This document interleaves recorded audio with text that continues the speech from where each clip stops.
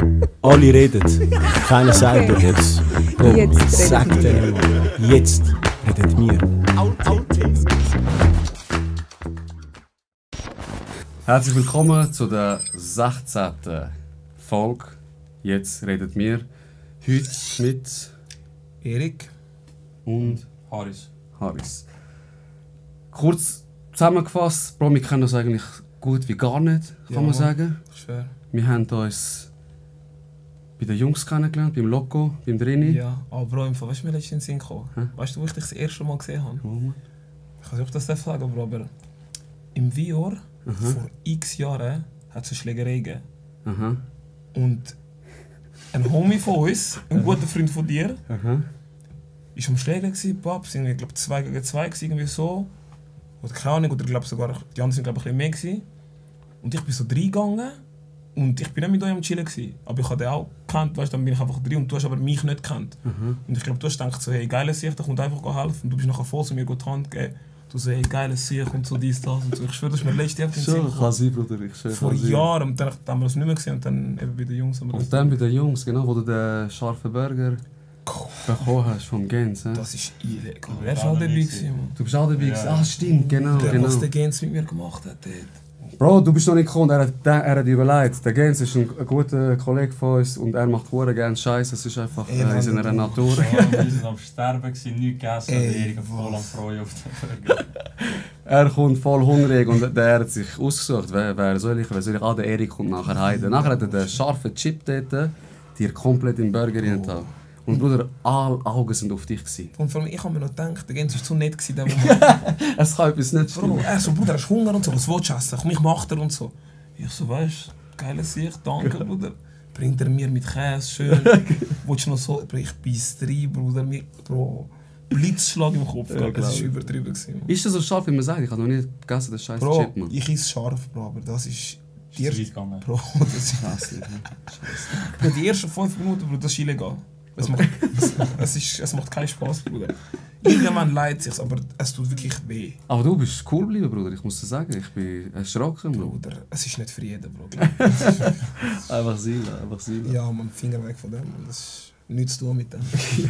Ich schwöre, so haben wir das kennengelernt und dann haben wir ein bisschen Drinks gemacht dort, selber Bro, Drinks. Barkeeper sind wir geworden. Barkeeper, du hast gesagt, so nehmt Pfefferminz, klatschen drauf Ja. wegen Geschmacksempathiek. Ja. Bruder, ich mache jetzt jedes Mal. Ich habe Pfefferminz im Garten, Bam, drauf Das habe klatschen. ich vom Alfred. Ich weiß nicht, wie du ihn kennst. Einmal auf seinen Brüder. Alma auf seinen Brüder. Nein, also ich weiß, wer er ist, Ja. aber ich kann ihn jetzt nicht Er hat in persönlich. der Gastro gearbeitet, weißt du, und er so, Bruder, und Pfefferminz musst du draufklatschen und nachher kommt das Zeug raus. Kommt das entfaltet hat. Ich schwöre, dann haben wir eine Connection gehabt, wir haben das gut verstanden und dann haben wir sich da und dort gesehen. Und dann haben wir gesagt, komm doch da an, Bro, lernen wir uns so vor der Kamera kennen. Ja, Mann. Sympathie ist rum. Eben, dann hast du den Haris mitgebracht. Mhm. Bruder, wir haben es auch gesehen an dieser Party, dort. Sonst, ich kenne dich null. Weißt du, Ja. erzähl mal, was machst du im Leben, wo stehst du? Ja, Bruder, also den Erik kenne ich schon eigentlich sehr lang. So, eigentlich über den Fußball. Ja, Und man. viele gemeinsame Kollegen haben wir immer gehabt. Ja. Und dann hat man sich immer wieder mal gesehen. Und dann etwa so seit 4, 5 Jahren sind wir wirklich gute Kollegen geworden. Und ich spiele Fußball. Also beruflich mache ich Fußball. Ich habe Geil. 9 Jahre bei GC gespielt. Bin in der Nazi gewesen. Und jetzt letztes bin ich bei Iverdon gewesen. Sind wir in die Super League aufgestiegen. Aber ich hatte eine grusige Verletzung. Ich war etwa 14 Monate verletzt gewesen. Was hast du gehabt, Kreuzband und Meniskus. Bro? Wow. Aber vor allem bei mir war es grusig, ich musste zweimal operieren. Also ich hatte Kreuzbandrisse und Meniskus, nachher hatte ich eine Operation. Und dann hatte ich 3-4 Monate Probleme mit Streckung. Ich konnte einfach mein Bein nicht durchstrecken. Scheiße. Und ich war immer am Hinken beim Laufen und konnte keine Kraft aufbauen. Und dann musste ich eine zweite Operation machen. Zum Zyklops heisst das. Das ist so Narbengewebe ist verklebt im Knie. Ja, Und durch das ist immer blockiert, wenn ich auch strecken. Dann musste ich das quasi ausoperieren. Und darum eigentlich geht Kreuzband nicht so lange, wie es bei mir gegangen ist. Aber durch das hat sich halt alles in die Länge gezogen.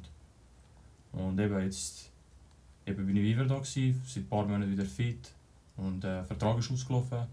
Halt eben lange noch gespielt und wir sind aufgestiegen. Das war keine einfache Situation gewesen.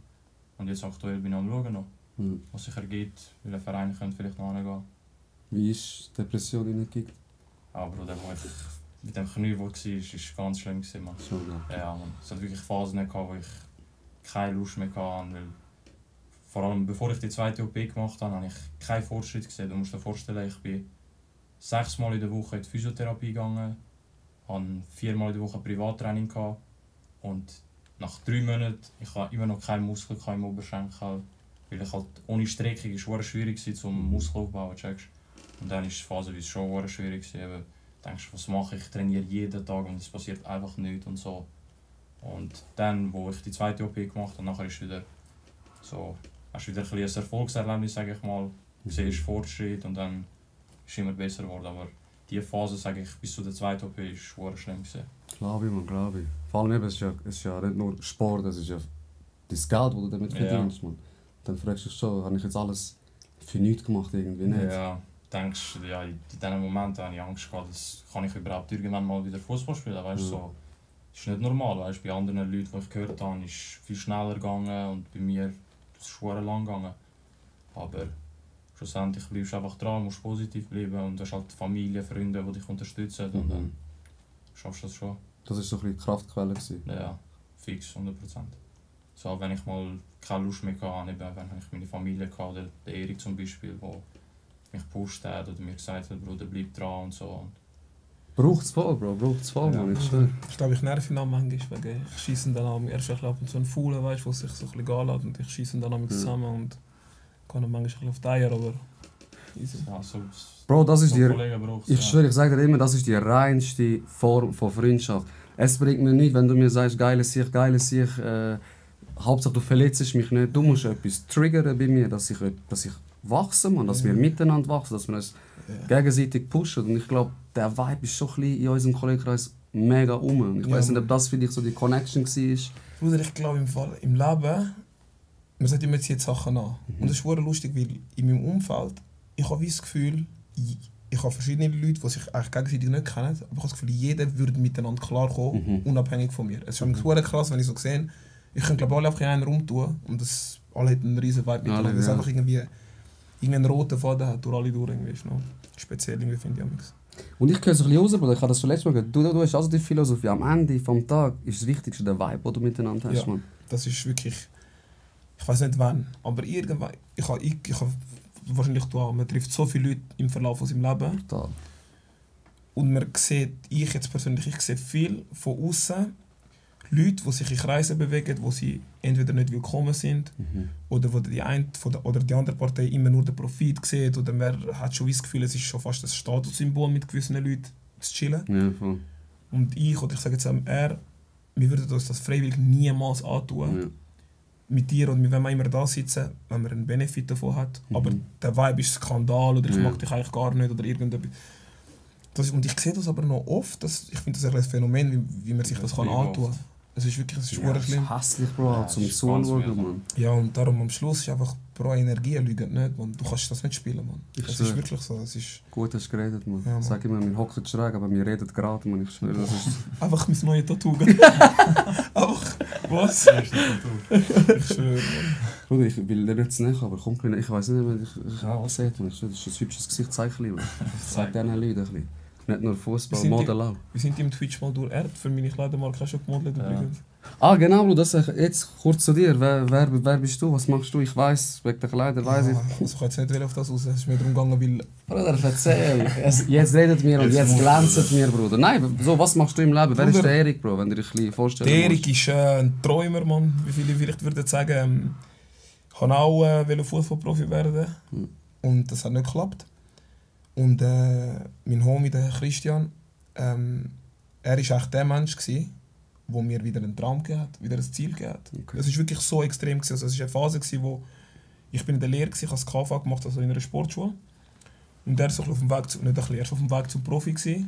Und ich bin gar nicht gegangen. Ich bin in Deutschland, in England, in Österreich in Probetrainings dort, schon. dort trainiert, dort mal einen Moment lang gewesen, aber es hat nirgends geklappt und bin dann auch in ein Alter gekommen, wo ich nicht mehr so interessant bin und so für einen Fußballverein und dann ist so ein bisschen alles vorbei gewesen. Und dann war der Krieg, der einfach immer gesagt hat, so, Bro, wir machen irgendetwas. Er hat nicht gewusst was, ich habe nicht, aber er hat immer gesagt, Bro, wir machen etwas zusammen. mach deine Lehre fertig und dann machen wir etwas zusammen. Ich will abbrechen, weil ich das erste Mal nicht bestanden. Okay. Bruder, der ist wirklich, ich weiß, es war Februar gewesen, und im Frühling ist dann die LAP. Und ich so, Bruder, das macht keinen Sinn. Sogar mein Lehrer ist zu mir gekommen, also Erik, ich merke, weißt, vielleicht ist das KV nicht für dich. Können würdest es, aber du hast keine, weißt, ich bin auch selten in die Schule gegangen und so. Okay. Und das war auch eine Phase gewesen, wenn ich das so sagen kann, so im Leben ist gerade bei mir so alles eingebrochen. Also mich hat so ziemlich alles aus der Vergangenheit auch eingeholt und ich habe wie keine Identität mehr gehabt. Okay. Und dann, er war einfach der, der einfach immer scheißegal war. Er hat einfach gesagt, mach die Lehre fertig, wir machen etwas zusammen. Geh mit meiner Freundin lernen, wir machen was auch immer du brauchst, aber du bestehst die Lehre. Geiles Ziel. Und dann irgendwann habe ich einfach mal gemacht, angefangen ein bisschen lernen und dann Gott sei Dank die Lehre bestanden. Und dann ist das alles so ein bisschen in den Lauf gekommen und wie man so schön sagt, Armut macht erfinderisch, Bruder. Wir haben nicht gewusst, wo anfangen, Bruder. Und dann einfach, Hustle ist einfach. ich schwöre. Und dann natürlich auch wirklich böse auf die Fresse geflogen, Geld verloren, alles schlechte Leute kennengelernt. Okay. Wirklich beklaut worden, kann man so sagen. Wortwörtlich, also es ist auch ein Teil von unseren Kleidern, ist dann irgendwann mal wirklich geklaut worden. Also der Truck, wo die Sachen drin sind, haben wir einen Teil von unserem Lager von da auf Spanien schicken, um es international versenden. Dann läutet mir die eine Frau an. Ich will jetzt nicht zu fest auf sie eingehen, weil, ja egal. Sonst Nein, wirklich nicht gut. Dann läutet die mir an und sagt, Erik, jetzt musst du ruhig bleiben. Und im Verlauf dieser Zeit ist halt immer so, die Leute haben gerne mit dem Krieg geredet, weil er ist so ein bisschen der ruhigere, der ein bisschen ruhigere Kopf und sachlicher.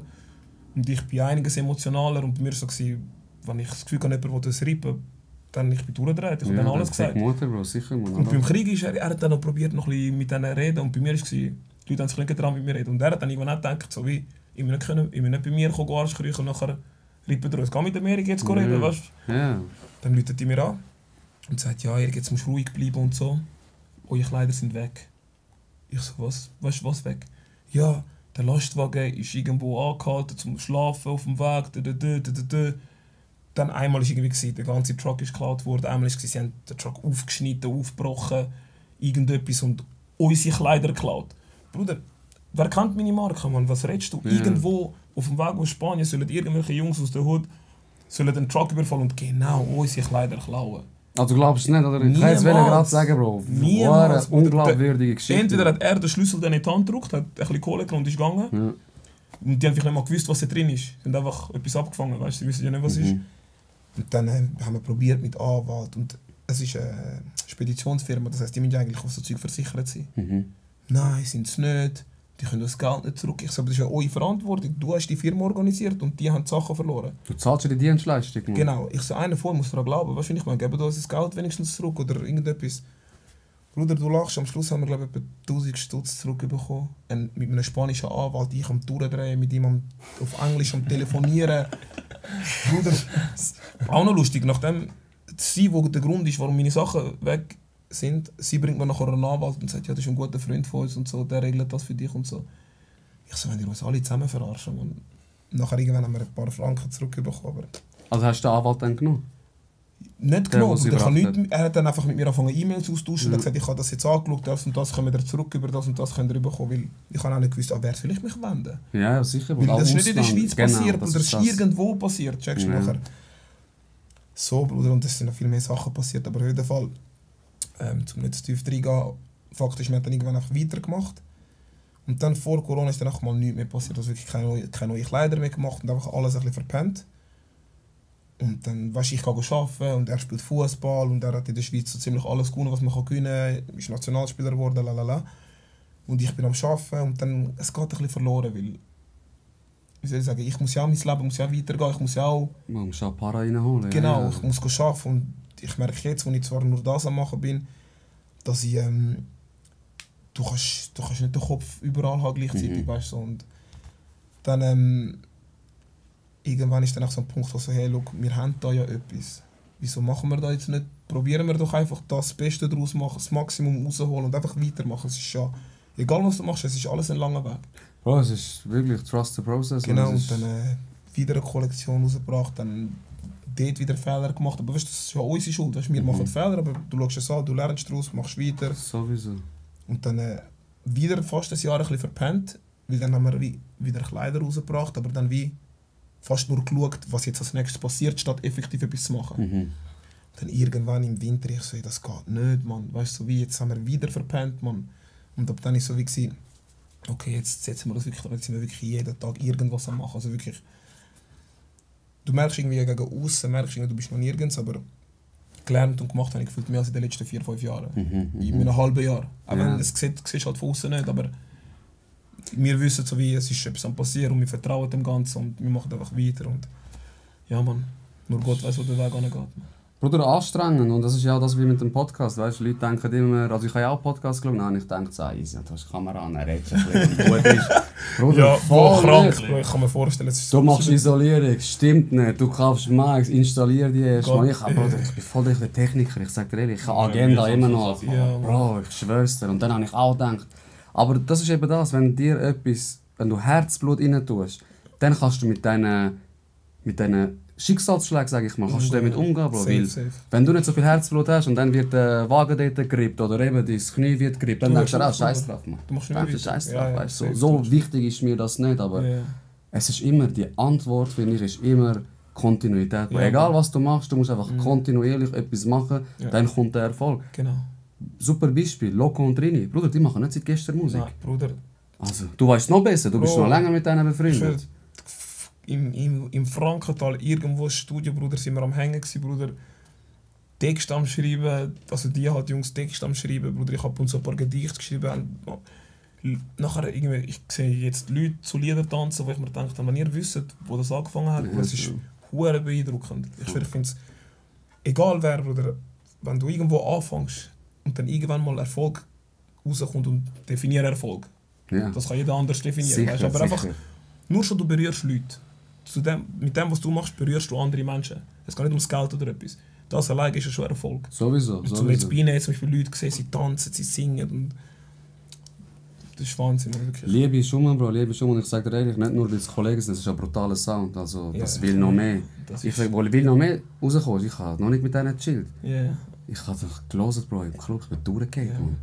Wir sind für beide auf dem nächsten Album drauf, wenn ich das schon verraten darf. Ja, ich weiß es auch nicht, wir sollten verraten. Aber Aber hast du unsere Stimmen werden hast du gehört mich? Ja, total, Bruder. Hey Bruder, dies ist krass. Nein, Bruder, bei mir ist nur so Nein, ich hässig geworden. ich habe gedacht, wow, authentisch. Wirklich, ich habe am Ja, Logo Mann. gesagt, ich so, Bruder, krass. Ja, Mann. Krass. Wir sind Ja, einfach auf einem Album drauf. ich schwör's dir. Irgendwann auch Rap-Karriere. Da, Ja, Bruder, Mann. mit diesen 2 Mics dort. Ja, Mann. Geil, Bro, geil. Ich Und schwör's dir. was war so dein Beweggrund für einen Podcast? Weil ich habe das Gefühl, du willst am Menschen ein Gehör verschaffen. Das ist so mein Eindruck, den ich habe. Voll, Bro. Ich will Menschen ein Gehör verschaffen. Ich will Sachen, die eigentlich tabuisiert werden, ansprechen, Bro. Das ist eben das, was ich gegen aussen oder wenn du so Interviews siehst, meistens so, ich bin erfolgreich wegen dem, ich habe das gemacht, ich habe dies gemacht, Ja. aber keiner sieht die Schattenseite, weißt du? Auch eben das Album von Locodrini geht ja auch, es ist ja wirklich ein tiefes Album, das kann man glaube ich, das ist ein mega tiefes Album. Das sind auch persönliche Sachen. Eben, Wirklich eben. persönliche Sachen, wo zum über das reden ist eigentlich schon nicht einfach. So. Eben, und dann machen es noch Künstler auf einem Beat und Bro, ich habe lange in der Psychiatrie gearbeitet, 7 Jahre. Ich habe Akutstation so mit Schizophrenen, manischen Leuten. Du hast sicher auch Sachen gesehen, Mann. Bro, ich habe viel gesehen. Ich habe wirklich Leute gesehen, die sich suizidiert haben, die sich umgebracht haben, die ich versucht habe zu reanimieren. Es hat nicht geklappt und dann sind sie für tot erklärt worden. Sicher 6 Mal. 6 Tote, die ich Du habe schlafst ruhig, Mann, jetzt ehrlich. Bruder, ich denke mir immer so, meine Mutter hat immer gesagt, wirklich Goldmutter, sie hat mir immer gesagt, wenn ihr psychisch stark genug sind, Ja. helfen die Leute, die weniger Glück haben im Okay. Leben. Und ich gehe dort rein, ich arbeite dort mit diesen Leuten. Ja.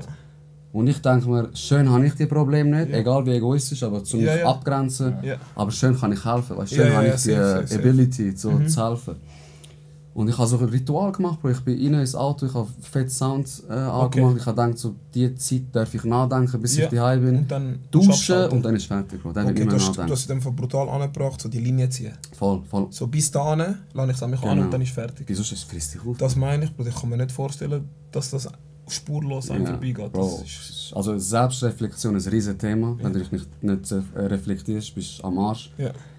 Und dann habe ich ein Spitex gegründet, wo ich psychisch kranke Menschen unterstützt habe in ihrem Alltag. Also schizophrene Leute, Alkoholiker, alles, alleinerziehende Mütter mit 4 Kindern. Und bin zu denen heimgegangen, Bro, habe die so ein bisschen unterstützt. Und ich habe gemerkt, Brutal. ich kann hure gut immer einen gemeinsamen Nenner finden, weißt du? Okay. Man findet irgendwo etwas, was einen verbindet. Voll, Bro, immer. Wie du sagst, Energie, Bro. Es heisst nicht, dass wir identisch sind, wir Nein, alle drei, aber... etwas, wo du einander findest. Sicher eben die Passion zum Beispiel, oder das Herzblut. So. Das ist schon, über das kannst du 10 Stunden reden, weißt du? Krank. Bro, das sagt eigentlich hure einiges über dich aus. Ja, Bro. Also weißt du, was ich meine? Ein anderer rennt am nächsten schönen Auto nach, Ja. oder der nächsten schönen Uhr, oder der nächsten schönen Frau. Und dass man eigentlich zu seinem eigenen Lebensinhalt macht, sich mit Problemen von anderen Menschen beschäftigt, das hat eigentlich hure viel über dich jetzt in dem Fall aus.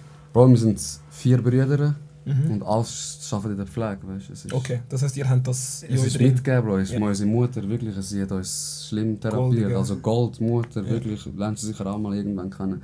Super Frau, Bro, sie hat uns wirklich hure gut erzogen. Und dann durch das raus, dann noch im Knast, Bro. Ich spiele jetzt fast 3 Jahre im Knast am Arbeiten.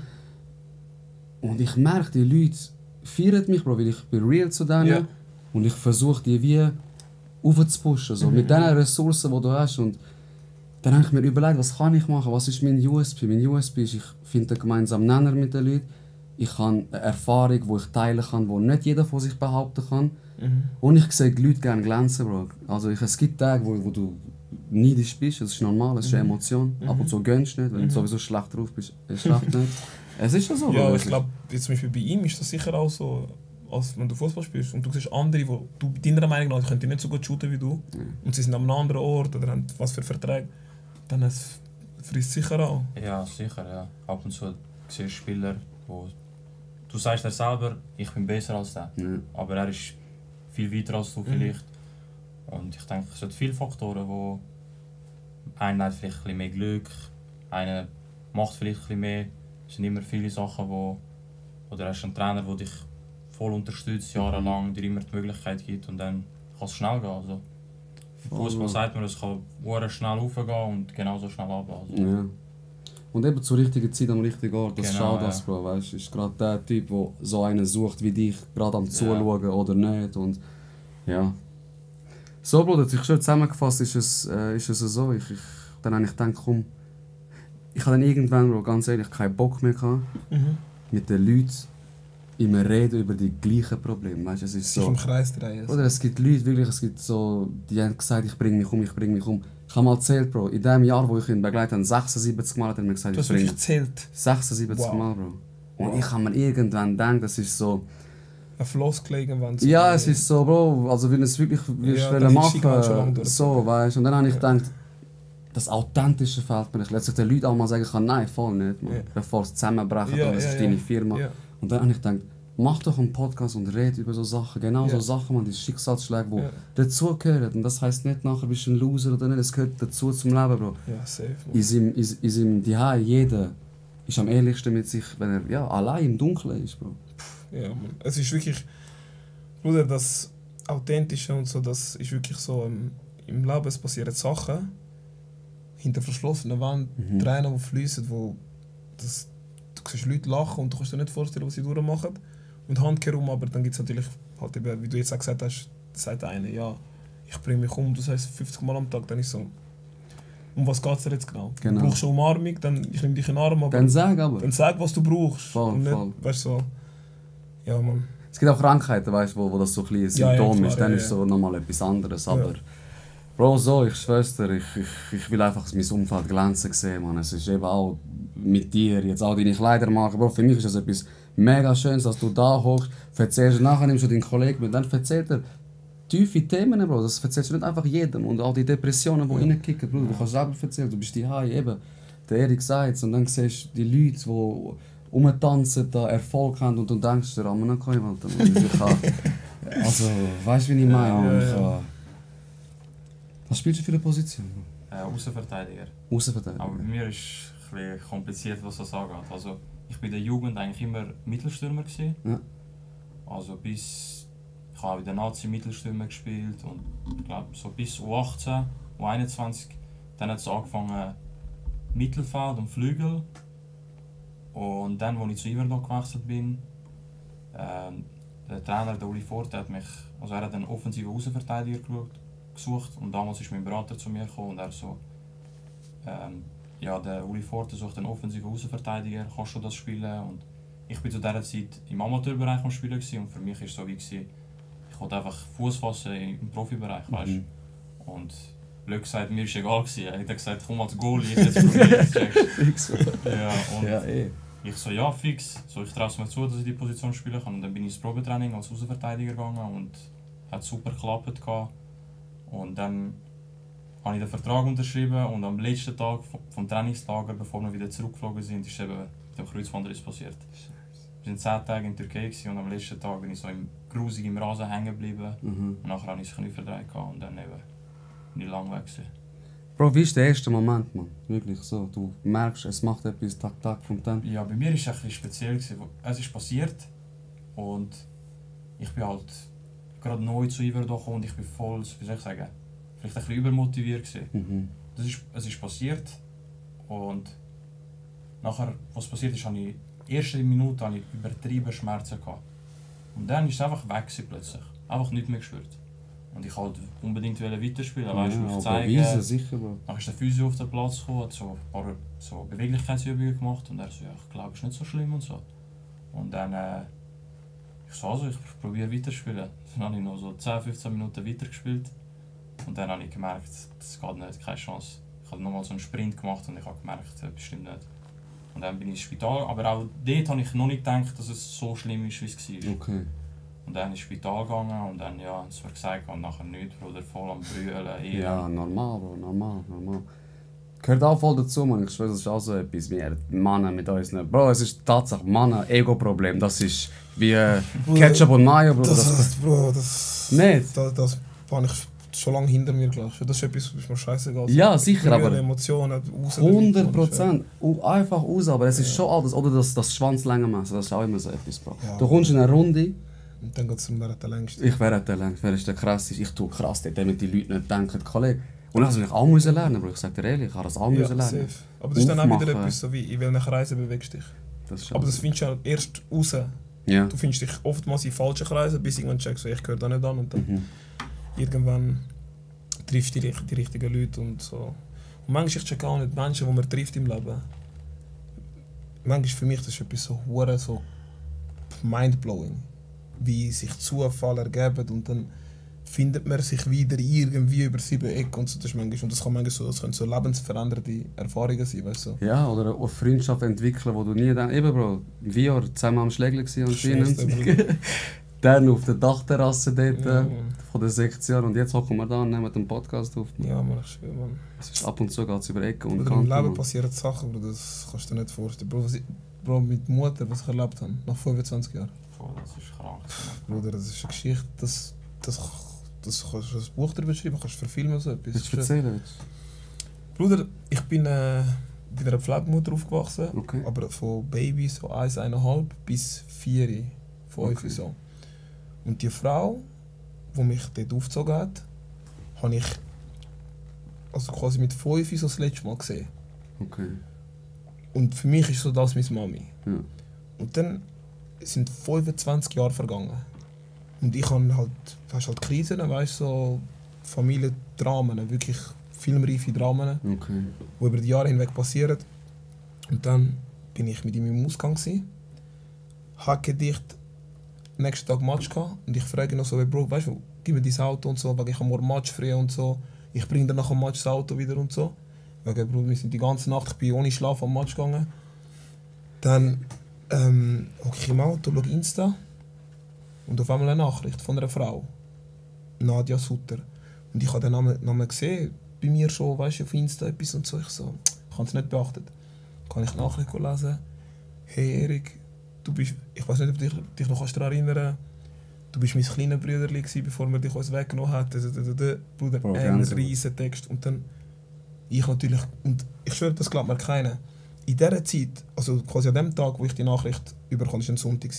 In der Woche davor bin ich sie googlen und habe so gesucht, ob ich vielleicht Facebook finde. Irgendetwas, aber sie hat geheiratet und hat einen anderen Nachnamen jetzt. Und ich einfach random, weißt du, ein bisschen suchen. Und nachher ist rausgekommen, dass sie mir in der gleichen Woche schon mal auf Facebook geschrieben hat, aber ich beachte Facebook-Nachrichten nicht. Ja, voll. Ja, Und dann same.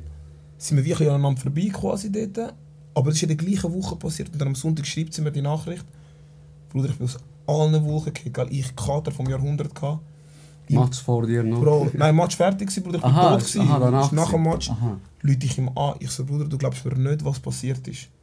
Ich ihm Geschichte erzählt, also Bruder, nimm das Auto, fahr sofort dort an, weißt du. Ja, Wie sie haben mir dann gesagt, sie so, Lukas, Mami ist schon 80, sie kann nicht mehr. Ich habe dann geschrieben, ich so, hey, sicher weiss ich noch, wer sie sind, kann ich euch besuchen, ich will nicht aufdringlich sein. Bro, es sind 25 Jahre lang vergangen. Und ich habe gemeint, die Leute haben mich vergessen. Und dann schreibe ich so, hey, darf ich euch besuchen? Sagt sie, sicher, du darfst jederzeit kommen, noch so gern. Sie so, Mami redet nonstop von dir und weißt, sie würde dich gerne wieder sehen. Sie hat sich immer Sorgen gemacht, was mit dir ist. Weil ich bin jetzt nicht unbedingt im schönsten Umfeld aufgewachsen und so. Die Hintergründe der Familie sind nicht unbedingt immer nur die besten Menschen.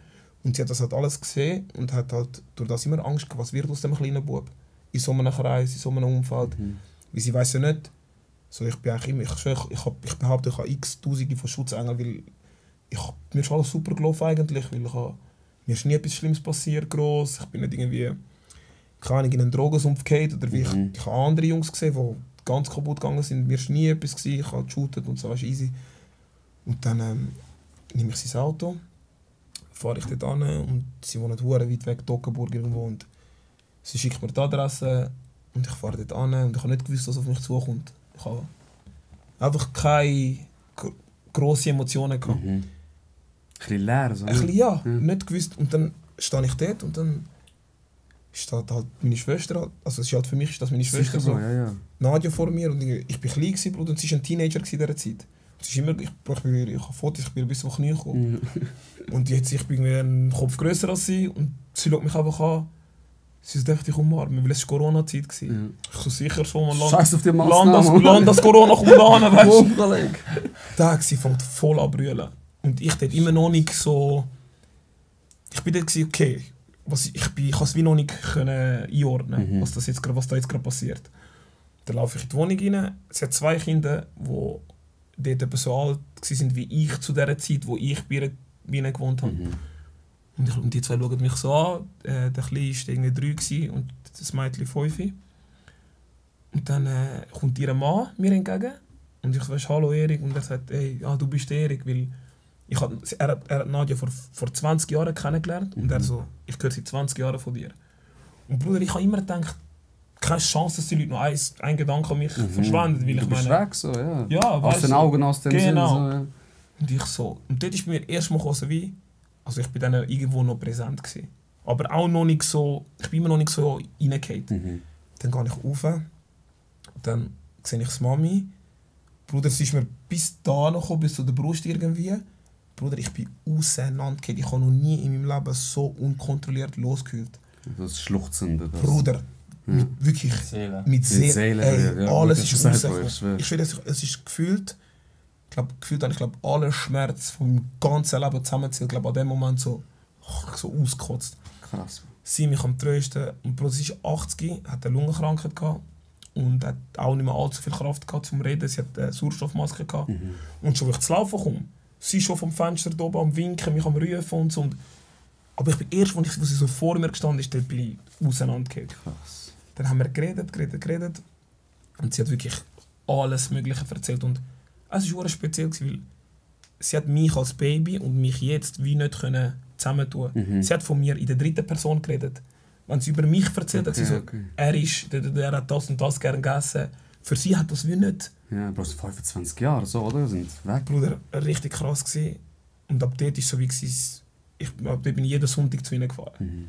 Ich habe immer sein Auto genommen, bin dort angefahren, oder eben auch das Auto Alfred, hat mir mal sein Auto gegeben und so.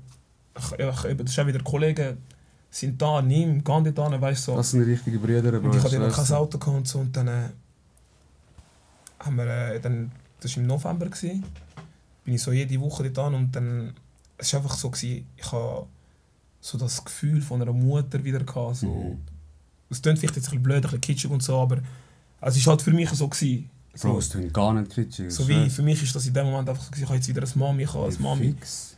Und dann bin ich Weihnachten dort gefeiert und so, schön gsi. Dann hat ihre Tochter Geburtstag gefeiert und so. Und dann im Januar, am Montag, ruft mir Nadia am 9 Uhr am Morgen. Und ich habe schon gedacht, wieso rufen sie mir am 9 Uhr am Morgen an? Und ich kann nicht akzeptieren. Ich voll mit Vibes am Abnehmen. Ich habe gewusst, etwas stimmt nicht, aber ich kann es nicht akzeptieren. Ich so, hey, wie geht er? Sagt sie, ja, nicht so gut und so, das Mami liegt im Spital und so. Und ich so, was ist passiert? Ja, ich weiß es nicht, ich habe sie voller Blut am Boden gefunden. Ich so, ja, sie hat sich sicher den Kopf angeschlagen, kann passieren. Ich habe es einfach nicht... Ich habe nicht wollen, jetzt ist sie wieder da, bloß sie darf nicht gehen, Mann. Ich bin nicht dort reingegangen, aber Nach so langer Zeit und hast du dann, eine Mutter und nachher... Sicher, Bruder. dann sind wir ins Spital, dann ist sie gestorben an dem Abend. Bis Beileid, Bruder. Alles gut, danke. Und dann... Und Nadia hat mir auch wieder so... Wirklich so, wir sind eine Familie, so wie das... Ändert nichts, weißt du, wir gehören zusammen. Es war für mich so krass gewesen, wie einfach so... Keine Ahnung, ich weiß nicht, für viele Leute ist das vielleicht ein bisschen normaler, aber für mich war das wirklich so hure speziell gewesen, so das Gefühl zu bekommen von Familie. So, weil für mich, ich habe im Umfeld, so meine Kollegen sind meine Brüder, ich habe mir wirklich meine Familie selber zusammengebastelt, aus Onkel, aus Cousin, aus meine Homies, so habe ich mir meine Familie, meine Tante, weißt du, ich habe meine Sachen ein bisschen so zusammengebastelt. Und dann war Beerdigung und dann kommt Nadia und sie sagt, hey, ich muss dir etwas zeigen. Und dann hat einfach, das Mami hat einfach mein erstes Passfoto von meiner ersten Idee, die ich als Baby machen musste, einfach bei sich in der Bibel gehabt. Neben dem Bett, also so in ihrem Nachttischli. Und bloß ist in diesen Jahren, kann ich 20 Mal zügelt irgendwo hin und dies, das, und sie hat das überall mitgenommen. Und dann, in dem Moment, die Frau hat mich nie vergessen. Zu keinem Zeitpunkt. Bloß ein Passfoto, wie schnell verlierst du etwas? Bro, sicher, man. Also und sie hat das einfach bei sich 25 Jahre lang. Eben, 25 Jahre. Und auch sie, Bruder, sie haben Fotos von mir gehabt, Bruder, wirklich x Bilder von mir. Alles aufbewahrt. Haben sie mir gebracht, haben sie mir gegeben, habe ich bei mir daheim jetzt. Und ich habe bis zu dem Zeitpunkt, ich übertreibe jetzt nicht im Fall, ich bin in einem Heim aufgewachsen. Ich habe von der Heimzeit habe ich Fotos, die wir dort gemacht haben. Habe ich selber 2 Fotoalben gebastelt als Kind. Und sonst habe ich keine Fotos von mir aus der Kindheit. Ich habe kein Babyfoto von mir. Das ist so normal, weißt du, für andere Leute. Bruder, mein Vater hat ein Foto mit mir bei sich im Zimmer. Das habe ich gesehen immer. Und es hat 2, 3 Bilder, wo ich mal in Nigeria war als Kleiner. Und sonst gibt es kein Foto aus meiner Kindheit, wo ich selber habe, es hat nichts. Krass. Und sie kommen mir mit so einer Big Bilder, Sachen, die wir gemacht haben, Ausflüge, dies, das, Mögliche. Und das sind auch so Sachen, wo das ist eben auch wieder so wie, das Thema war für mich schon lange abgehakt. Und nach 25 Jahren taucht das alles wieder auf und irgendwie gibt sich wieder so einen schönen Kreis. Es schließt sich wieder, ja, und du hast das Familiengefühl. Und ja, das ist wirklich auch so etwas. Das war für mich so das prägendste Erlebnis, so, wo ich wirklich, ich glaube, das kannst du nicht toppen. Für mich jetzt gerade so. Bruno, als du vorher gesagt hast, vielleicht finden die Leute das schon zu kitschig. Ganz ehrlich, die Leute, die das denken, sollen einfach in die Fresse haben. Ich sage dir von Herzen, Bruder, weil wenn du in einer normalen Familie aufgewachsen bist, dann kannst du nicht mitreden, dann musst du nicht nur reden. Jemand, der das Gleiche durchgemacht hat wie du, der kann reden. Der kann eine Meinung dazu äußern. Das ist auch das, was ich immer sage, oder den Leuten. Hören auf, immer sagen, ich verstehe dich. Ich kann jetzt nicht anhocken und sagen, Bruder, ich verstehe dich nicht. Man. Ich kann mich versuchen, als dein Kollege, mich reinzuversetzen. Yeah. Ich kann für dich da sein. Aber so ein Spruch wie ich verstehe dich, das kann voll triggernd sein, man. Ich sage dir ehrlich, Bro. Also weißt, ich möchte jetzt nicht da so, hey, oh, weißt du. Nein, aber es ist ein Teil von deinem Leben. Jeder hat etwas, ich finde es einfach eine schöne Geschichte. Für mich ist das nicht so wie, wow, schau, was mir krasses passiert. Ich finde es einfach eine mega schöne Geschichte. So. Ich würde am liebsten ein Buch darüber schreiben oder so. Und ich glaube, so jeder hat also wirklich schlimmes Zeug erlebt. Ich glaube, jeder hat Grund zum Brüllen, jeder hat Momente, die ihn gebrochen haben. Aber ich finde, auch so ein bisschen aus Tragödien entstehen schöne Sachen. Extrem. So wie, ich habe zum Beispiel bei dir in der Wohnung gesehen, Bruder, du malst.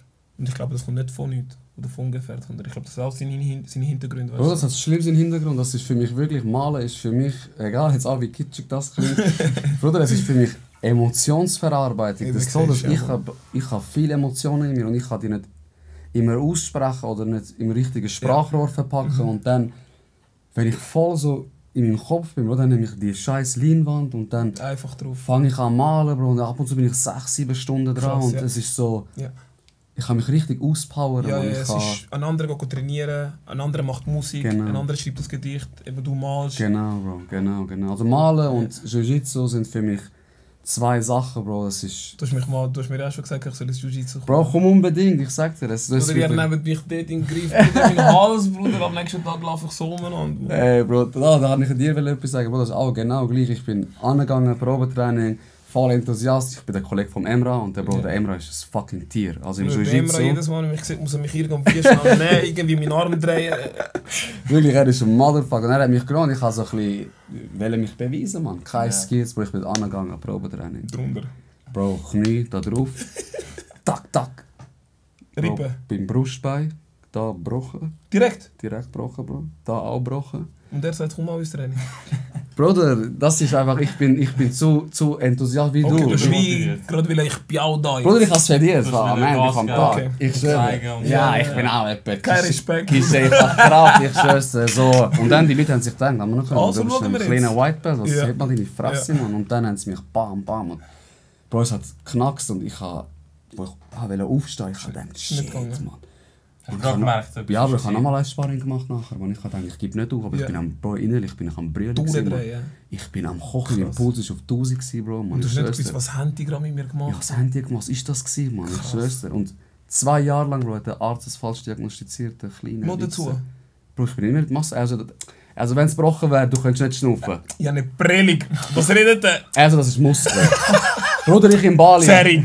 Ich in Bali am Massieren, Bro, der am Drucken, ich am Sterben, so. Ich so, also das ist normal, das ist normal. Ich so, das ist doch nicht normal, Mann. Ich bin nicht so schmerzempfindlich, aber das ist sicher nicht normal.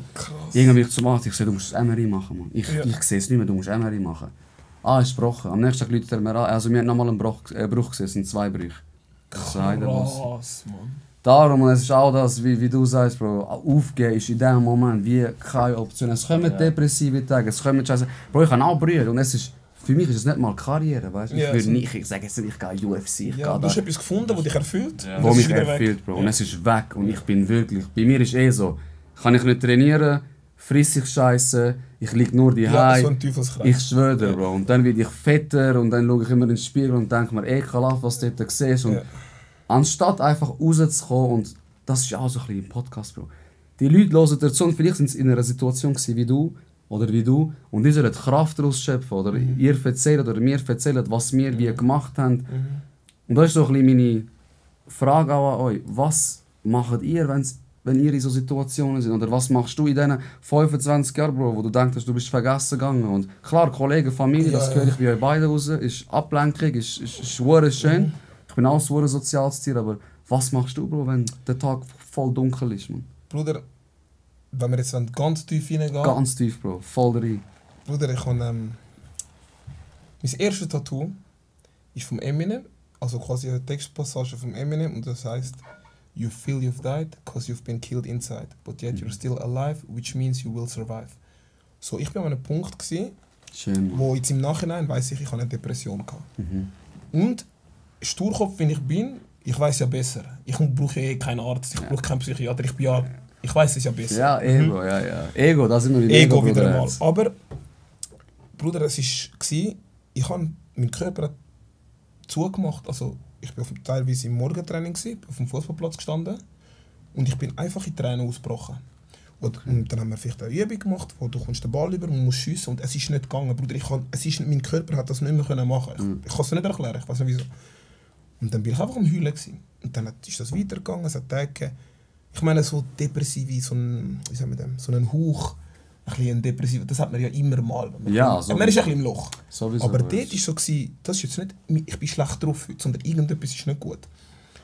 Und dann ich so, okay, was könnte das sein? Keine Ahnung. Und dann, Bruder, ich habe so Panikattacken und so Scheiße bekommen. Bruder, das ist auch wieder so, meine Kollegen, Bruder, ohne die, ich weiß nicht, wo ich heute wäre, weil ich sage immer, mit meinen Kollegen haben wir mein Leben geredet, auch wenn das jetzt vielleicht ein bisschen hochgestoßen ist. Für mich es ist so. Fix. Ich bin am HB gewesen, und weißt du, um 6 Uhr ist ja Full House im HB, so alles voll. Hure viele Menschen, jeder rennt auf den Zug, will auf den Zug. Und Bruder, ich stehe wie ein kleines Kind, Bruder, ich bin ein erwachsener Mann gewesen. Ich stehe wie ein kleines Kind im HB und fange voll an zu brüllen. Und zum Glück, mein Nachbar, der Anto, er hat damals unter mir gewohnt, jetzt lebt er in Lugano, spielt dort Fußball. Wie ist es gegangen? Ich glaube, er ist vom Training am zurückgekommen, er hat vor mir Training, mit am gleichen Ort Training und ich musste dort hin. Und ich habe gewusst, er ist irgendwo, wird er wahrscheinlich in der Nähe sein, in einem Zug, der jetzt dann am HB ist. Ich habe einfach instinktiv ihm angerufen. Ich so, Bruder, du musst mich jetzt am HB holen, weil ich gehe gerade komplett auseinander. Bruder, ich bin Jahrgang 92, er ist Jahrgang 96. Er ist einiges jünger als ich. Und ich habe selten so einen reifen Mensch gesehen, weil er ist wirklich er ist zu alt für sein Alter eigentlich. Okay, so. okay. Bruder, der war 18 gewesen damals. Etwa dort rum. Bruder, der ist gekommen und hat mich wirklich so in den Arm genommen und hat mich auf den Zug begleitet und mich so heimgebracht und hat mich wirklich so ein bisschen heben und mir so das Gefühl von Halt geben und mich so vom HB in den Zug und heimbringen. Und das ist für mich so ein hoher Moment, ich so, was ist mit mir nicht? Ich habe mich hure geschämt auch. Ich so, weißt, ich kann auch nicht darüber reden, ich kann einfach heim und Türen zu und Ja, Bruder. und wieder allein. Ich kümmere mich selber darum, ich brauche niemanden. Und dann habe ich wirklich, also nicht gerade dann ist zuerst mal wochenlang Loch, wirklich Totalschaden, wirklich nächtelang dunkles Zimmer, und dann ist dann nochmal ein Fall passiert, wo meine leibliche Mutter ist, also ich habe mit ihr halt eben nie grossen Kontakt gehabt, immer mal wieder so sporadisch, auch weil mein Vater einfach gefunden hat, das ist deine Mutter, du musst mit ihr klarkommen irgendwie, geh einen Besuch sein, aber es ist halt oftmals so, es sind Sachen passiert, so sie trinkt, hat getrunken, ich weiß nicht, ich habe keinen Kontakt mehr, ich weiß nicht, wo sie ist. Auf jeden Fall, wo sie dann halt auch wieder getrunken hat und dann komplett ausgeartet ist. Und mein Vater sagt immer so, sie wäre eigentlich ein Engel, ein goldiger Mensch, bis sie einen Tropfen Alkohol berührt. Und dann du kannst ihr einen Schluck Bier und dann ist es vorbei. Okay. Und es ist halt immer wieder so. Und dann habe ich mich halt distanziert. Und dann an meinem 21. Geburtstag oder so ist sie zu uns gekommen, lalala. Oder vielleicht später, ich weiß nicht mehr genau. Und dann hat sie sich probiert umzubringen. Ich habe mir im 7. Stock gewohnt und sie hat probiert vom Fenster zu gehen. Und mein Vater wirklich hinterher und zieht sie vom Balkon runter. Bruder, ich bin dort gestanden, habe die Situation angeschaut und bin komplett auseinandergebrochen. Ich bin einfach taub. So einfach, ich bin 2 Wochen lang einfach im Zimmer gewesen. Wenn ich Kraft hatte, bin ich raus ins Training. Und ich hatte halt zum Glück nur ins Morgentraining. Dann konnte ich hängen oder eigentlich vielleicht Aufzüge machen, was immer, dann am Abend wieder ins Training. Die haben mich eingesperrt. Und dann habe ich angefangen, ich muss etwas machen, weil so das geht nicht. Und dann habe ich angefangen, Bücher lesen von Fußballern, die Depressionen hatten. Es gibt einen Goalie, der sich das Leben genommen hat. Es gibt ein Buch über ihn. Ein anderer hat mich irgendwie, die Fußballhoffnung in Deutschland gewesen und hat Karriere frühzeitig beendet und so Zeug. Auf jeden Fall habe ich probiert, damit beschäftigen, YouTube, alles Mögliche. Und ich habe mir geschworen, ich mache einfach alles, was ich kann, um da dagegen zu kämpfen. Weil ich glaube, das weißt du besser als ich. Das ist ein Kampf, wie wenn du ihn verlierst, bringst du dich wahrscheinlich um. So. Und es gibt Menschen, wo ich das nicht antun will. Und ich muss kämpfen. Wenn ich verliere, aber ich muss es probiert haben. Und darum habe ich dann das Tattoo gemacht. Ich so, solange ich noch lebe, werde ich auch überleben. Okay. So wie solange mein Herz noch schlägt und ich noch schnaufe, egal wie ich Schmerz habe, leide, mein Herz schlägt ja noch und ich schnaufe ja noch. Das heisst, irgendetwas ist noch da. Und so lange muss ich probieren, mich aus dem Treibsand rauszukämpfen. Und das ist dann einfach, es ist Jahre gegangen. Und ich habe dann schon probiert, mal eben dort zu einem Psychiater, Medis nehmen. Aber Schritt für Schritt habe ich irgendwie dann Kurve bekommen. Wirklich mit Krieg, es ist etwa 4 Jahre gegangen oder so. Wirklich wirklich am Stück, über Jahre hinweg, jede Nacht Albträume und alles Mögliche. Aber dann irgendwann ist dann so ein bisschen Sonne gekommen. Es hat dann wirklich einen Moment gegeben, wo ich gemerkt habe, so, wow, jetzt gerade fühlt sich gut an. Okay, an dem muss ich festhalten. Okay. Und ich habe dann wirklich auch im Internet so gesucht, so, was gibt es für Techniken, wo man vielleicht kann sich an Emotionen festhalten, an Erinnerungen sich festhalten. In einem Dunklen. Und ich hatte auch eine Kollegin, wo man wirklich, ich habe jetzt nicht mehr grossen Kontakt mit ihr, spreche kaum noch, aber es ist zum Beispiel so ein Moment, sie hat auch mal eine Depression gehabt und hat dann wirklich voll so probiert, mir irgendwie helfen, wie sie halt auch kann. Und auch andere Leute, eben auch einen Krieg mit ihm, den ich Kleidermarke habe, hat gemacht, auch heute noch. Es hat, auch wenn es jetzt mal Momente gibt, wo ich wieder so kann ich ihm wirklich auch schreiben und er durch den Fußball und so lernt er ja auch viele Leute wieder kennen oder wo auch im Sport gibt es Leute, die Mentaltraining brauchen, die einen Psychiater haben. So hat er mehr als man glaubt. Bro. Genau, und so, wenn ich jetzt im Moment gerade gefunden, hey, ich weiss da vielleicht jemand, probier doch mal zu dem gehen. Wenn es für dich ist, wenn nicht, weißt du, schau weiter. Einfach. Cool. Hauptsache probiert, man. Und so, und irgendwann ist dann einfach ein Punkt, wo ich kann sagen, jetzt ist wieder gut. Jetzt, auch wenn mal ein scheiß Tag kommt, etwas passiert, wo dich vielleicht kurz aus der Bahn haut oder so, dann geht es weiter. Aber ich finde so, ich glaube, es gibt Leute, die noch viel schlimmere Schicksale haben, die auch jeden Tag aber am Lachen siehst. Und ich finde so, wenn man etwas hat, wo man sich daran festhalten kann und dann einfach weitermachen, dann kann wieder mal eben sehr viel Gutes halt passieren. Also dann, ja. Nach jedem Regen kommt so ein Genau. bisschen die Sonne, Bro. Und der Dave, der Rapper, hat auch einen guten Spruch wegen so ist suizidiert, Bro. Das ist brutal. Bro, er ist für mich wie der Tupac von der neuen Bro, Generation, er ist Mann, brutal, für mich. Ja. Er sagt, Suicide does not stop the pain, you're only moving it. Ja. Und das ist so, Bro, dein Schmerz hört auf, aber dein Umfeld, Ja. also du gibst denen Du den gibst den Schmerz Schmerz einfach einfach weiter, weiter, Bro. so. Es ist etwas hure Egoistisches Ja, eigentlich, weißt du? Und ja, eben, ich sag dir, ich habe viel Suizid gesehen, Bro. Und mit diesen Familien willst du nachher nicht reden, ich sag dir von Herzen. Es Glaube ist, ich. Und ich glaube, die Leute rundherum suchen nachher den Fehler bei sich. ja, mega. Du Bin ich fragst- nicht da Genau, gewesen, ja. habe ich ihn nicht gehört und dann suizidiert sich nochmal einer, im schlimmsten Fall, Bro. Es ist wirklich, darum es ist hure wichtig, über das reden und ich sage es nochmal, darum der Podcast, es ist, reden wir über das, es sind normale Gefühle, es ist genauso wie wenn du lachst, Ja. ist Brüllen gehört auch dazu, es kratzt nicht an deiner Männlichkeit. Keiner denkt, oh mein Gott, der Erik hat jetzt brüllt, oh mein Gott, der Hakan, der Haris haben brüllt. Bruder, jeder hat seine eigenen Probleme, die denken 2 Minuten darüber nach und nachher haben sie wieder vergessen, Mann. Und das ist, verstehst du? Scheißegal, was die Leute denken. Voll, Mann, scheißegal, Mann. Wenn du glücklich mit dir bist, das ist das Nonplusultra, Bro. Du musst niemanden glücklich machen, Mann. Auch der Krieg zum Beispiel. Er hat so Kopfverletzungen gehabt, mehrere hintereinander. Und irgendwann ist ein Punkt gekommen, wo er gerade, ich weiß nicht mehr auswendig, aber er hat eine Kopfverletzung, dann gerade eine Fußverletzung, dann gerade Oberschenkel und etwas. Und dann ist er über einen längeren Zeitraum einfach hat nicht können shooten und er hat und er steht in der Öffentlichkeit, weißt du. Er ist rausgegangen und gesagt, ich habe eine Depression gehabt, ich habe das und das probiert, das und das gemacht und das hat, und auch ein anderer Kollege, der Kiko, kennst du auch, der hat auch einen Podcast gemacht.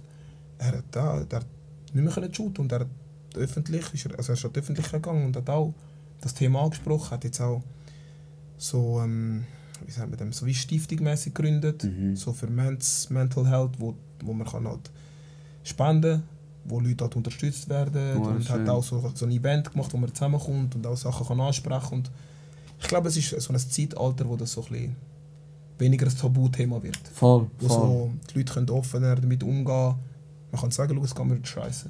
Es muss aber, Bro. In dieser Leistungsgesellschaft, wo wir sind, braucht das... Ich denke auch, dass Leute, so, die eigentlich grossen Erfolg haben oder in der Öffentlichkeit stehen, das hilft sicher auch anderen, wenn sie Ja, öffentlich so wie sagen, der getraut sich, sogar dann kann der ich hat auch. das, Ja. dann ist es so etwas Normales. Ja, ja. So. Genau. Ja. Bei dir, Bruder, was ist dein Game, wenn du scheiße drauf bist? Wenn so Sachen kommen, Bro, Verletzungen, Ja. kannst du nicht mehr spielen. Boah, Bruder. Ja, wie ich ein bisschen angedeutet habe, vorher schon sicher auch Kollegen und Freunde. Und ich bin einfach immer so gewesen, egal was in meinem Leben passiert ist, egal wie schlecht es mir gegangen ist, Fußball habe ich immer gespielt. So blöd gesagt, ich konnte im grössten Loch sein, ob es jetzt ein Problem ist, finanziell oder vielleicht mal etwas in der Familie oder was auch immer. So Fußball war wie immer etwas, wo mich ein bisschen alles blöd gesagt vergessen lassen hat. So, mir ist scheiße gegangen oder ich habe mal wenig verdient oder wie auch immer. Und so wie, egal wie es mir gegangen ist, wenn mir ein Kollege mir angerufen hat und gesagt hat, hey Bro, geh mal ein bisschen shooten, ich bin immer dabei gewesen, checkst du? Okay, Und das hat mir immer wirklich geholfen, mich, egal was in meinem Leben gerade läuft, ich habe gewusst, ich mache etwas Gutes für mich, wenn ich trainiere und das hat mich wie meine Probleme ein bisschen, sag ich mal, einfacher gemacht. Ja. Also die Passion, die du hast, auch verbunden mit deinen Kollegen, dass wenn du es selber nicht aufbringen kannst, dass Kollegen Genau. dir sagen, Bruder, So komm. wie der Erik hat mir auch schon oft, wenn ich vielleicht mal im Loch war oder mal zu wenig trainiert habe, rede ich mit ihm, dann sagt er mir, Bruder, was machst du den ganzen Tag am Chillen, geh trainieren und so, checkst du so Sachen. Nein, das ist wichtig, Mann. Ja. Umfeld auch ein riesiges Thema, man, ein riesiges Thema, Umfeld, dass man das richtige Umfeld, wie du auch gesagt hast, Bro, dass du nicht so ein People-Pleaser bist. Ich hasse die Leute, die so jedem gefallen wollen. Bro, du musst das nicht machen. Such dir deine Ecke, auch wenn es nur 2-3 Leute sind, es lange schon. Ja. Lieber 2-3 richtige Kollegen anstatt Tausende, die einen Fick auf dich geben am Ende des Tages, wenn es schwierig wird. Ja, du hast ja auch deinen Kreis mit deinen Jungs, wo Ja, Bro, ich kann was ich gesehen ja auf Insta, dies, das, ihr sind immer miteinander, so, ihr trainiert miteinander, voll. so, ihr habt so einen Vibe und es ist so echt. Voll, Bro, voll. Es ist so sauber, weißt du, was ich meine? Genau, ja, super. Es, ist nicht, es wirkt nicht oberflächlich, Ja. es ist einfach, es ist echt so. Das ist auch noch schön so zum sehen. Bro, Authentizität ist für mich etwas vom Wichtigsten. Wie gesagt, am Anfang jetzt von dieser Folge, wenn ich nicht offen Sachen ansprechen kann, dann ist das wie nichts wert. Wenn ich einem Kollegen eine Meinung nicht sagen kann, er ist nachher gerade eingeschränkt, dann ist das kein eingeschnappt, dann ist das kein Kollege, Bro, dann brauche ich das nicht. Dann brauche ich das nicht. Hey Jungs, hure spannende Themen. Wenn ihr Fragen habt an die zwei, einfach rausschiessen. Wie gesagt, ich will auch so ein bisschen die Charakter aufbauen, Bro. Die Leute können nicht nur einmal da ankommen, die sollen mehrmals kommen. Wenn euch das Mindset gefallen, Fragen habt, einfach raushauen. 16, Bro. Ich sage noch 16, du hast vorher etwas erzählt. Oder die Zahl, ich schwör's dir, das ist krank, Mann. Wie gesagt, 16 ist... Es ist wirklich nicht einfach nur eine Zahl. Vielleicht, es ist auch kein Klischee so mäßig, aber irgendwann schaust du zurück und dann habe ich gemerkt, dass die Zahl ist einfach so ein Teil von meinem Leben. Mhm. So, eben, die Kleidermarke heißt Sedici, das ist abgeleitet vom Italienischen. Wir schreiben es aber mit einem C, weil mein Homie heißt Christian Krigi. Mhm. So sind unsere, die ersten zwei Buchstaben sind das C und das E, Christian Erik. So, und dann, wir haben es zu dem Zeitpunkt noch nicht so realisiert. Weißt du, wie ich meine? Wir haben einfach gefunden, 16 ist eine coole Zahl. Dann auf Italienisch, Sedici, ja, so machen wir mal. Aber dann haben wir angefangen zurückzuschauen und dann, okay, per Zufall haben halt beide im Fußball 16 getragen. Also, sprich, er hat seinen ersten Profivertrag unterschrieben und dann Nummer 16 genommen. Und ich habe einfach immer so ein bisschen 16 einfach genommen, weil ich habe es einfach eine coole Zahl gefunden. Mhm. Und dann schauen wir, okay, wir sind gerade eine Firma am Gründen. Was haben wir für ein Jahr? Das ist 2016. Und dann natürlich, wir Idioten fangen natürlich ein bisschen übertrieben ab und so wie, keine Ahnung, irgendetwas passiert, sagen wir, hast du gesehen, 16 und so. Aber je länger wie mehr, ist dann wirklich dann, ich weiß nicht, ob man so einredet, aber es ist so wirklich, keine Ahnung, ich gehe in ein Hotel, blöd gesagt, welche Etage bist oder welche Zimmernummer hast du, 16. Ich zügle in eine neue Wohnung, welche Parkplatznummer 16. Mhm. Er, der in Talwil aufgewachsen ist, schaut und checkt irgendwann, fuck man, ich wohne an der Adresse sowieso 16.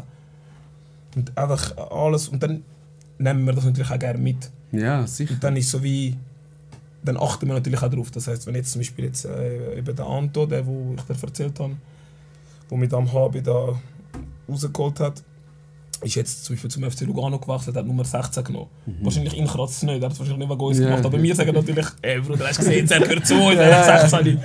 Weißt du? Und der Krieg hat jetzt durch seine Karriere hat er immer 16 behalten. Weißt du? Jetzt ist er auf England gewechselt, hat wieder 16 genommen. So sein Berater läutet ihm an. Der Verein hat gefragt, welche Nummer du willst, aber ich glaube, ich muss dich nicht fragen. Weißt du? So. Und ja, wie gesagt, die Marke 16, also je länger wie mehr, habe ich natürlich auch probiert zu lernen, okay, Kleider, Mode, Design, was steckt dahinter? Das ist, ich stand heute, ich kann sagen, ich habe keine Ahnung von dem Business eigentlich, so wie ich bin wirklich am Lernen, ich beschäftige mich tagtäglich damit, probiere einfach immer wieder herauszufinden, was gibt's, wie macht man das, was ist das, in so einer Phase. Und dann haben wir natürlich auch für uns herausfinden, okay, jetzt haben wir da Nummer 16, jetzt haben wir zum Beispiel da ein Detail, das sind die römische Zahl 16, ist das. Okay, und dann nimmst du das natürlich auch in dein Designzeug mit rein und probierst dann mit dem etwas zu machen, ohne jetzt einfach irgendwie überall einfach ein 16 draufschreiben. Probierst natürlich dann so etwas basteln, um dem Ganzen auch eine Identität zu geben. Ja. Und da haben wir jetzt halt einfach für uns das gefunden, was unsere Identität ist und wie wir damit spielen können, wie wir das Wort auseinandernehmen können. Sedici, nachher auf Französisch könntest du ja sagen Sedici, es kommt von da und das probieren wir ein bisschen mit dem ganzen Spielen und dementsprechend dann auch Design so gestalten und ja, darum ja, wie soll ich sagen? Und dann laufen wir da runter, du fragst mich, Bruder, wie viele Folgen hast du im Kasten? Sage ich 15. Dort bin ich gar nicht mehr rausgekommen. Und ich so, ist das jetzt die 16. Folge? Und nachher du so, ja. Und ich so, ja, wieso fragt er jetzt so? Ja. Weißt du, so. Bro, siehst du, das ist schon wieder so Das etwas. ist schon krass, ja. Ja, darum, das sind so Sachen im Leben, wo ich glaube auch, man sagt ja, man sollte auf Zeichen hören. Und ich probiere das einfach mitnehmen. Alles, was ich so gut Bro, alles, was dir ein bisschen gut oder ein bisschen Kraft gibt, das hat ja auch mit einem Glauben zu tun. Von dort kommt das ja auch. Einfach mitnehmen, etwas daraus machen und ey, check jetzt unbedingt auch, wirklich, Bro, brutale Qualität, das sagt dir von Herzen, Mann. Danke, Bro, aber ich muss auch ehrlich sagen, so, das ist etwas, was heisst brutale, also, was heisst Qualität, weißt du, ich meine, das ist ein Pulli, das ist die erste Kollektion, das ist der erste Pulli, einer der ersten Pullis, die wir jemals gemacht haben, und dann schaust und dann merkst du, okay, das ist nicht gut. Wir haben Sachen, ich sage auch ehrlich, wo ich jetzt gemacht habe und dann schaue ich, das ist nicht gut. Ich möchte das gar nicht jemandem verkaufen, weil ich trage es ja selber und dann, scheiße, das funktioniert so nicht. Aber ich glaube, es ist noch kein Meister vom Himmel gefahren. 100%. Darum probiere ich auch sehr offen und ehrlich damit umzugehen. Ich laufe nicht um und sage einfach, ich mache die krassesten Kleider, sondern ich mache da etwas und probiere etwas zu kreieren. Und jeden Fehler, den ich mache, probiere ich nächstes Mal einfach besser zu machen. Fix. Und das ist so mein Prozess. Wirklich, das ist so das, was ich mache. Bro, und lieber authentisch und dazu stehen, als irgendeinen Fake verkaufen, weil du siehst die Leute am türkischen Basar, man gehst in die Türkei, die ficken dich, die nehmen dir ganze In Geld Istanbul weg. bin ich schon ein paar Mal gewesen, Bruder, die haben mich gerippt. Eben, das ist das. Armbänder, die auseinandergehen, habe ich für 50 Stutz gekauft. Ich schwöre dir, und weißt du, was machen sie mit diesen Fällen? Du gehst einmal, dann gehst du nie mehr. Und das ist kein Kundendings, man, verstehst du? Und du bist real und sagst, ey Bro, ich bin auch am Lernen und gebe Feedback und es soll wachsen, ja, auch mit so der gern, Community. Wirklich, noch Darum. so gerne. Bin wirklich froh um alles, wenn einer kommt und sagt, ey Bro, das ist nicht so gut oder das. Wir haben auch schon gehabt, dass irgendwie das Teil abgehakt ist oder irgendetwas. Und dann weiss ich nächstes Mal, ich muss auf das achten, ich muss es anders machen. Wie auch immer. Und darum ich bin auch so froh um jedes Feedback und auch ehrlich auch. Der Drini zum Beispiel. Der Drini sitzt da und sagt, Bruder, das ist scheiße und das, nein. Klar, am Ende des Tages ist dann immer noch jede Geschmackssache und jeder hat seine Meinung und so. Aber es ist ein Feedback und ich kann dann schauen, was ich damit anfangen kann. Und bis wohin ist es so wie, okay, irgendwo musst du dich natürlich auch distanzieren, weil nichtsdestotrotz ist auch deine Kunst, die du eigentlich rein tust, dein Herz und so. Aber du nimmst es mit und sagst, okay, was ist dran? Der Mensch XY sagt jetzt das. Also, was kann ich damit anfangen? Und darum wirklich, ich bin auch so froh um jedes Feedback. Bro, ich küsse deine Augen, das ist auch meine Philosophie, positiv Mann. oder negativ. Alle sagen, Kritik ist etwas Negatives. Kritik ist ein Geschenk, Alter. Du kannst das rausziehen, was du möchtest, und das, was du nicht gut findest, kannst du ignorieren, verstehst du? Und einfach besser daran werden. Jungs, irgendwelche Worte, letzte Wort, nicht, dass jetzt irgendwie... letzte Wort für die Folge. Ja, nicht, man, danke dir auf jeden Fall.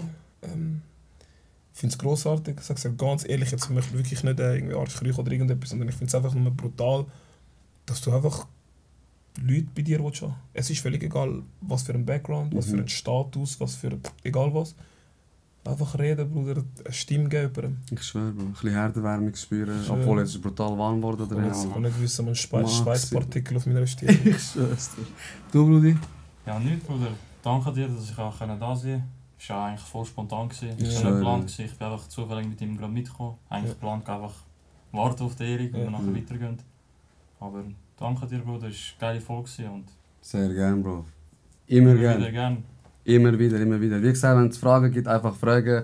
Und sonst, wie immer, am Schluss lernen wir miteinander, lernen wir voneinander, lachen wir miteinander und ciao zusammen. Bis zum nächsten Mal. Geil. Brudi. Danke dir vielmals, Mann. danke dir, Mann. Danke euch, Jungs.